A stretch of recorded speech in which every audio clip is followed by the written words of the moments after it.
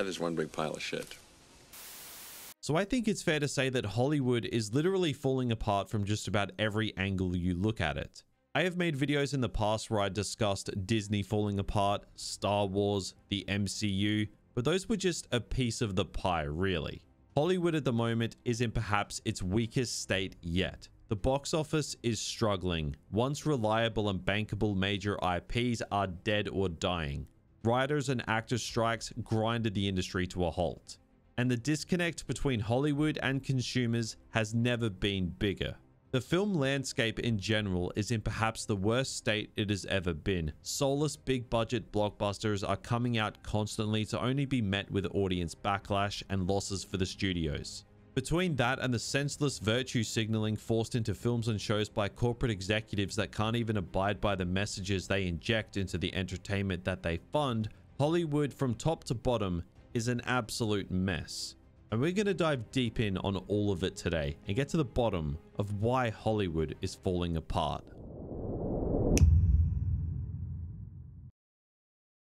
So Hollywood is in a place where it needs to make big changes, and it needs to make them quickly. Before the pandemic, for better or worse, the box office was dictated by major IPs such as Star Wars and Marvel. Yeah, I know, it's crazy to think that Star Wars was actually in a place where people cared. Kathleen Kennedy, you really did it. But pre-pandemic Hollywood was seemingly flourishing. Big blockbusters actually made money, even though it was generally from the larger IPs, with sequels and remakes being the safe bet. Money was still being made. Audiences were still going to the theaters in droves. Flash forward to right now, the end of 2023, and I go to the latest MCU movie on opening day, and there are 3 people in the theater, including me. What happened, man? Well, a lot happened. The pandemic obviously changed the media consumption landscape as we know it, with streaming becoming a major player in how people consume entertainment. Even though streaming platforms were a thing pre-pandemic, they became the main source of viewing the latest film when we were all stuck inside. But we're not stuck inside anymore. So where is everybody? Well, people nowadays are simply less inclined to go to the theaters, as it's pretty common knowledge at this point that a lot of the major IPs that carried the box office pre-pandemic are no longer at the level of quality that they once were. People just wait for things to come to streaming now because people almost expect movies to be poor. So instead of taking out half the equity in their house to be able to afford to go to the movie theater, they just wait for it to come to streaming so they can be disappointed in the comfort of their own home. The lack of people going to the movie theater is not a matter of people being hesitant to go to theaters because of the pandemic. No, people don't go to the theaters anymore because the major IPs are producing absolute garbage. Empty theaters are a reflection of quality and, of course, expensive prices. Hollywood has been dominated by major franchises for decades, and now that the majority of those franchises have been in a rapid decline in quality or have been absent in Star Wars' case, the one thing getting people to the movie theater is no longer as effective as it once was. So just a quick interjection in the video. This isn't a sponsor or anything, so don't worry, you don't need to skip. But I just want to tell you guys that we are expanding the channel, and in the process have actually created a brand new channel called Game Overload, which is going to be doing the same stuff that we do here, but this time for games. We have a video on Marvel Spider-Man 2 that just went up over there, so if you love games and you enjoy these kinds of videos, be sure to check that channel out through the top right corner of the video or the links below. Thanks, guys. Films losing money. It's more common right now than ever before, really. The Marvels, for example, the MCU juggernaut's latest $270 million film just had a record low opening. Blockbusters flopping is no longer a major topic as it once was because it just happens all the time now. You can also point the finger at Hollywood specifically for making the wrong kinds of movies. The disconnect between Hollywood executives and audiences has seemingly never been bigger than it is right now. They just don't know what audiences actually want to be seeing, or they don't care. Films keep getting made that nobody asked for. Disney's Haunted Mansion is a prime example. It is one of the biggest flops of the year. Who was asking for a remake of a lackluster 2003 Eddie Murphy movie based on a theme park ride? Absolutely no one. On a budget of $157 million plus marketing, it made $59 million. leading to over a $100 million loss. Who in their right mind thought that that was a good idea? Disney, that's who. The biggest box office player of years gone by. Now I'm going to play you an old short clip of Christopher Lee literally explaining the problem and why it exists. This all the time at the level of the top producer who, between them or separately, will make flop after flop after flop after flop. And they still get paid huge sums of money for being in films that nobody wants to see. And producers make pictures out of which they take enormous sums of money. And the films, again, are not films people want to see. They're always going to blame somebody else. Always. Not their fault. No, you were the one who said, or whatever. There's a word for that. It's called upward failure. So exactly what he spoke about all those years ago is exactly what is still happening. Upward failure runs Hollywood. Now, Disney specifically are in shambles across various IPs, including Star Wars, Marvel, animation, but in the past, they've been the ones that have tended to dominate the box office and as a result gave Hollywood a much healthier image. Yet they haven't topped the box office for multiple years now, which is the first time that's happened since the 2000s. From 2012 to 2019, a Disney film topped both the domestic and worldwide box office. But in the past 2 years, they've barely even gotten close. Avatar 2 topped it last year, as expected. It's the sequel to James Cameron's previous biggest film of all time. And no, it is not a Disney movie. It's a 20th century movie. I see you there in the comments. But Top Gun Maverick is the one that springs to mind for me because it exceeded all expectations in 2022 because it was actually a great movie, with many of Hollywood's current bullshit not being attached to it. And 2023's box office has been topped by Barbie, with films like Super Mario Bros., but more importantly, Oppenheimer closely behind it. I say more importantly because the fact that Oppenheimer made nearly $1 billion despite not being a major IP film and being a biopic just proves that audiences are still there. They're just not turning up in droves for garbage anymore. You see, audiences never really went anywhere. They're just a much harder sell than they were pre-pandemic. And it seems the shift of audience mentality has hit Hollywood at the worst time, because all of their major IP in unison have all had a drop-off in artistic quality. The MCU is not what it once was. Star Wars has literally been driven into the ground. Warner Brothers are too scared to take a risk and insist on making IP-driven films that have previously proven not to work. And Sony are insistent on making Spider-Man movies in a universe that doesn't even have a bloody Spider-Man. And a lot of the other studios have problems of their own. Across the board, Hollywood is simply a land of diminishing returns. Now, of course, you can't talk about why Hollywood is in total disarray right now without going into politics. It's inevitable that the conversation ends up here, whether we like it or not. There is an obsession with major films and shows these days to be overly progressive, to the point where logic is just thrown out the window, and it has an unwanted effect on the movies and shows we watch. And it seems like the vast majority of audiences are sick and tired of going to watch movies to be preached at.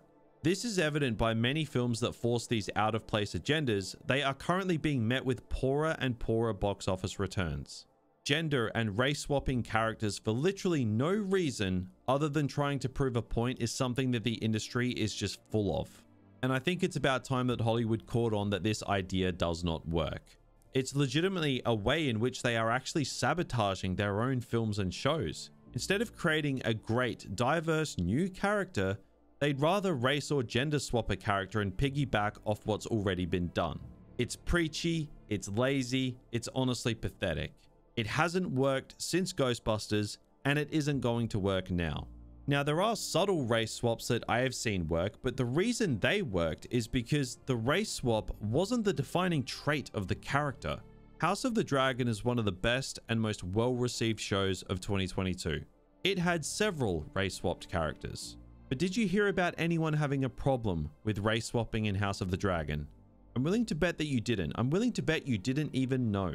The Valerian house in House of the Dragon was race swapped. Corlys Velaryon, played by Steve Toussaint, was one of the best characters in the show. In the books, he's white, and as you can tell by the background footage, he's not in the show.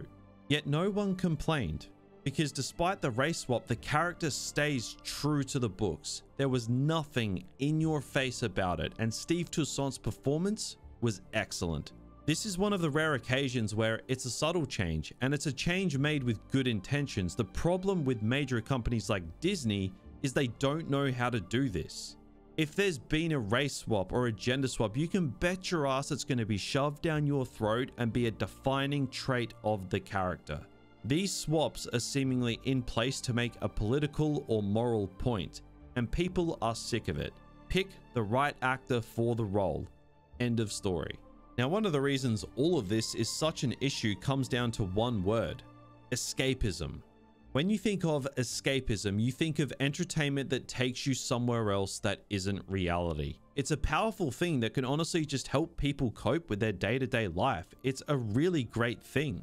The escapism films provide are fewer and further in between these days due to films being so heavily politicized, despite the fact the script has absolutely no call for it. Films are one of the best ways to escape the struggles of day-to-day life. You could just forget about everything for a couple hours, be entertained, lose yourself in a great story. But how can you do that when films senselessly politicize everything? Don't get me wrong, social commentary has its place in some films, as in if it directly ties into the story, or it can even have subtle undertones. When done right, it can be really thought-provoking and stay with you long after the credits roll.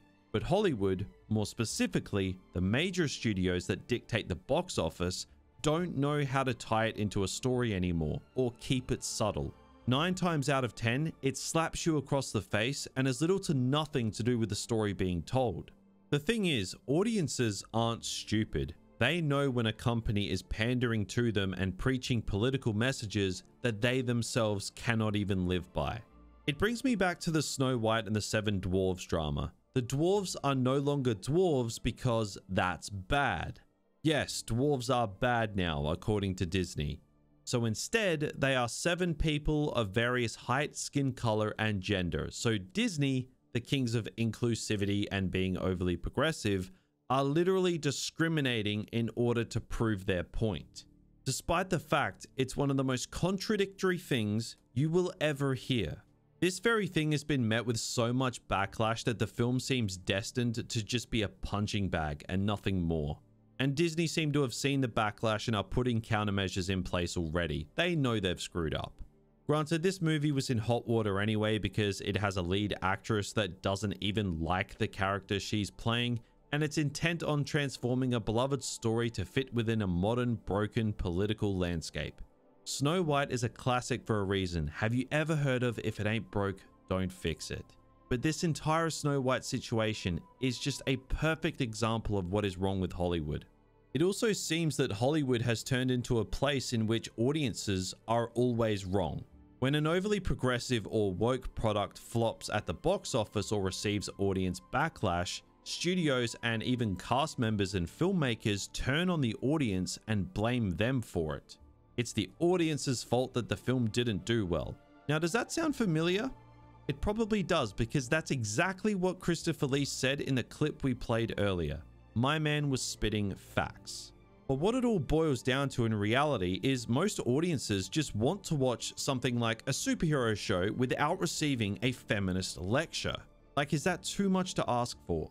The thing is, if your movie or your show is actually good, you know, it tells a good story, it has great characters, any messages you push through that work are going to be received 10 times better by the audience, and even would be considered thought-provoking. The Boys is a superhero show, and it's also one of the most political shows on TV, yet people aren't complaining about that because it's actually good. It earns the right to preach a message. It doesn't dish up a half-baked script with one-dimensional characters and then preach everything under the sun to its audience and then get angry when they push back. How studios have the nerve to release bad films and shows with bad stories and bad characters that use their platform to preach and then wonder why audiences push back? It's just beyond me. Almost everywhere you look, Hollywood has a serious problem when it comes to politics. Woke is the trigger word that everyone uses to describe what is wrong with Hollywood, and it's really getting almost impossible to disagree with it.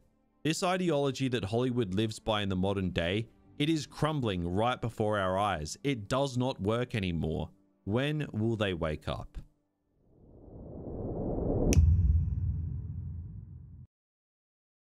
So it's becoming evidently clear as time goes by that Hollywood is just beginning to get seriously desperate. This has been on display across various studios with releases of major films, most recently the Marvels. In their final trailer, they decided to put Iron Man, Captain America, and Thanos throughout the trailer in a last desperate attempt to drive interest in their movie, despite the fact the movie itself has absolutely nothing to do with any of it. It was purely a desperate move as they saw how little interest there was in this film that they had stupidly invested over $270 million into. It truly is sad to see something so shamelessly desperate from Marvel Studios, who were at the top of Hollywood for so long, and how they felt the need to throw over $270 million plus marketing into a movie that was set up to fail is also just beyond me. To touch on that topic, ridiculously high film budgets are the new norm in Hollywood. Even though box office profits have gone down, movie budgets have gone up and are higher than they've ever been.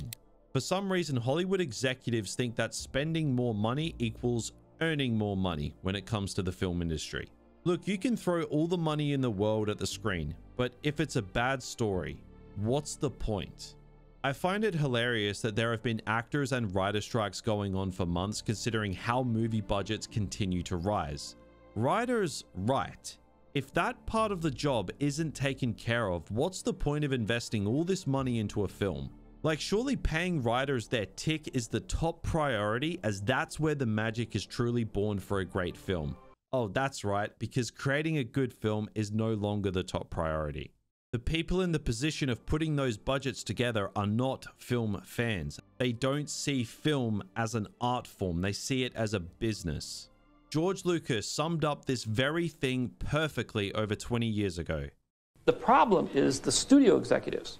The problem is that the studios used to be owned by people that cared about the movies. Now they're corporations. They don't love movies. They don't go to movies. They don't know what a movie is. And they do focus groups to try to determine who will go see a movie. And Hollywood does that. And Hollywood does that. And they try to change the story to fit what they think what the polling results are. And you can't do that. That's not the way you make movies. Because it is not a business. You know, it's an art form. I mean, that just still rings true to this very day. Now, it must also be said on an unrelated note that a handful of influential filmmakers seem intent on subverting viewers' expectations. Taika Waititi just recently came out and said that his Star Wars movie is going to piss people off. Like, is that just the mentality of filmmakers nowadays? To divide audiences? The Last Jedi is literally the most divisive movie ever and was made to piss people off. And that tore the Star Wars fandom in two. And it still hasn't recovered, and it's been 6 years since that film came out. I understand wanting to create something that has people talking after the credits roll. Some of the best films of all time do that. But setting out to make something that you know is going to cause division is a bold strategy, to put it lightly. What you could do is create a crowd-pleasing experience. Not that that's always necessary, but Top Gun Maverick was a massive success for a reason, and I keep coming back to that film because it is the poster child of what a blockbuster should be. What a big Hollywood film should be. 2 hours of just pure escapism. It doesn't preach anything to you. It treats legacy characters with respect. In fact, it treats multiple legacy characters with respect. It's an upbeat, good time at the movies, pure entertainment, and people absolutely loved it. It never shoves anything down your throat as the viewer, and wouldn't you know it, it was a massive success. Funny how that works. If Top Gun Maverick was made by someone like Disney, there would be no doubt it'd be a female lead character who gets to skip half the steps in the hero's journey, and they would have made Maverick this washed up has-been who has to learn everything off the new, upbeat, confident lead. Like, did Hollywood not learn anything from the Star Wars sequel trilogy? That formula doesn't work. People hate it. And no, they didn't learn because they just did it again this year with Indiana Jones 5. But hey, you do you, Disney. But I'll tell you what people do love is an unapologetic good time at the movies. Hollywood. Top Gun Maverick is the formula. If you want to prey off nostalgia, fine. Do it like this. This works, and people love it. Now, to steer away from that, as part of Hollywood's desperate attempts to recoup losses, many major studios would rather go with the safer bet, that being these declining in popularity IP films. I know, when that's the safer bet, you know there's a problem. Disney, Universal, and Warner Brothers would rather dump their money with the safer bet. The problem is the IP films are no longer the safer bet that they once were, because the quality of them has declined and the rapport with the audience has declined. And instead of resetting and innovating, they keep trying to make the circle fit in the square hole. And they keep greenlighting nonsensical IP films that prey on nostalgia in a desperate attempt to make a quick buck. It doesn't necessarily matter if these films and shows are good, the hope is that they generate enough interest off of name recognition alone. It's a rushed and quick profit. The only problem is it's not working anymore because audiences have caught on. Audiences know that Hollywood's mantra, apart from the whole political thing, is content, content, content. Content trumps everything. There have been some pretty infamous blow-ups regarding Marvel's VFX artists being overworked, and I think those VFX artists complaining about not having enough time to complete their work is pretty indicative of everything wrong with Hollywood. It's about a quick turnaround. Creating a good film is far from the top priority. It's about content, hitting deadlines to create more content. And look, I know there will be people that watch this video and say, it's not all like that. Smaller studios and indie filmmakers still see this space as an art form. And yeah, you're totally right. But the larger studios dictate the health of the industry, not the smaller studios and indie filmmakers, which is an unfortunate reality. Because that's where the real heart and soul of the industry truly is. A24 are doing incredible things nowadays, and studios like that deserve all the attention and praise in the world. But moral of the story is, superhero movies, larger franchises from big studios, are what the majority of people are focused on. It's an unfortunate reality. But to bring this one all home, Hollywood is in an absolute state right now. A complete mess of this rotten obsession with politics, to prioritizing quantity over quality, the over-reliance on superhero movies to make a quick buck, producers being okay with upward failure, to the slow death of major IPs, Hollywood has well and truly fallen apart. They are failing at just about every turn, and it's only a matter of time before a major shift is going to have to take place. It could very well be underway as we speak. If not, all the worry from major film lovers about the industry are truly going to take over to a point where the industry falls into obscurity. Movies and theaters face their biggest threat yet with Hollywood's downfall, and they need to make changes. And they need to do it quickly. So just before we end this video, I just want to say thanks for staying tuned to the end. Just to let you know, if you did like this video, I've actually created another channel which will be doing the same kind of content but for games. So if that interests you, be sure to head on over there, subscribe, and stay tuned. Got some cool stuff in the works. And of course, be sure to like this video, subscribe if you haven't already, and take care.